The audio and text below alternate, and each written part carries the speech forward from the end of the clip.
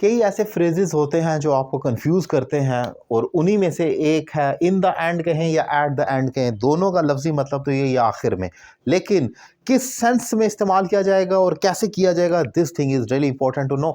सबसे पहले स्टार्ट करते हैं in the end. In the end एक फ्रेज है, इसे कंजक्टिव एडवर्ब भी कहा जा सकता है, इसे ट्रांजिशनल वर्ड भी कहा जा सकता है। जो ऐसे ट्रांजिशनल वर्ड्स वो अल्फाज होते हैं जो आपकी थॉट को, पैराग्राफ को, आपकी राइटिंग को शिफ्ट करते हैं एक जगह से दूसरी जगह, और बड़ी खूबसूरती से कुछ ऐसे फ्रेजेस का इस्तेमाल किया जाता है, जैसे further more, additionally, subsequently and और बहुत सारे ऐसे फ्रेजेस हैं जो आप इस्तेमाल करते हैं। इसी तरह जब आप एंड पर जाते हैं तो इन द एंड कहा जाता है। इन द एंड का मतलब है फाइनली, आखिरकार।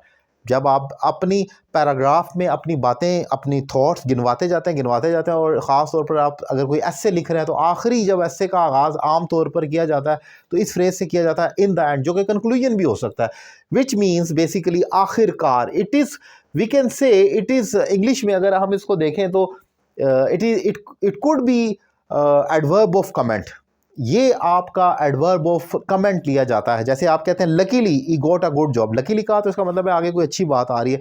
इन द एंड का मतलब हो गया कि यानी मैं आखिर में आ चुका हूँ, अपनी गुफ्तगू को समराइज कर रहा हूँ और आखिर में मैं ये समझता हूँ जो भी आगे मैं थॉट देने लगा। तो इन द एंड आखिरकार या आखिर में, जब बिल्कुल आप एंड पर आ जाते हैं, आप इसको आखिरकार भी कह सकते हैं और आखिर में, बल्कि ज़्यादा बेहतर तो ये है कि आप इसको आखिर में कहेंगे। मतलब अब जब मैं लास्ट को, अपनी गुफ्तगू को एंड समराइज़ कर रहा हूँ तो आखिर में ये समझता हूँ। अब आते हैं एट द एंड की तरफ। एट द एंड का मतलब है लास्ट इन द इवेंट्स, ऐसा नंबर जो कि इवेंट्स में आखिरी हो आपके। फॉर एग्जांपल कुछ बच्चे हैं वो एक्शन परफॉर्म कर रहे हैं और आप कहते हैं at the end Ali will have to perform, मतलब आखिर में अली को परफॉर्म करना है, जो कि वाकई ही उसको करना है, ये सोचों का नहीं, ये फिजिकली, ये एक विजिबल चीज़ होती है जो फिजिकली आमतौर पर नज़र आ रही होती है और एंड पर होती है, तो हम उसको eight the and. For example अगे एक और मिसाल देता हूँ। आपने चिकन खाया है, चावल खाए हैं और मीठा भी कुछ खाया है। अब आखिर में आप कुछ और खाना चाह रहे हैं, आखिर में कुछ और खाना चाह रहे हैं, तो क्या इन द एंड कहेंगे?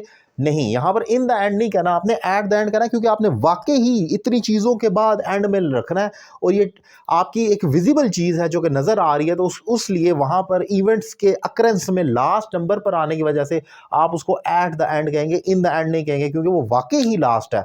ये सोचों की बात नहीं हो रही कि इन द एंड का मतलब है आखिर में, मतलब कि बहुत सारे आपने ज़िंदगी का एक हिस्सा निकाल दिया। जैसे मैंने एग्जांपल इसमें लिखी भी है, जैसे यहाँ पर eight the end of his life, जैसे एट द एंड का हम अगर लेते हैं तो इसका मतलब है पहले वो जवान हुआ, बूढ़ा, उसके बाद वो बच्चा था, फिर जवान हुआ, फिर बूढ़ा हुआ, आखिर में ज़िंदगी का जब उसका एंड है तो एट द एंड कहेंगे। इन द एंड नहीं, डिफरेंट सिनेरियो उसका क्रिएट कर देगा।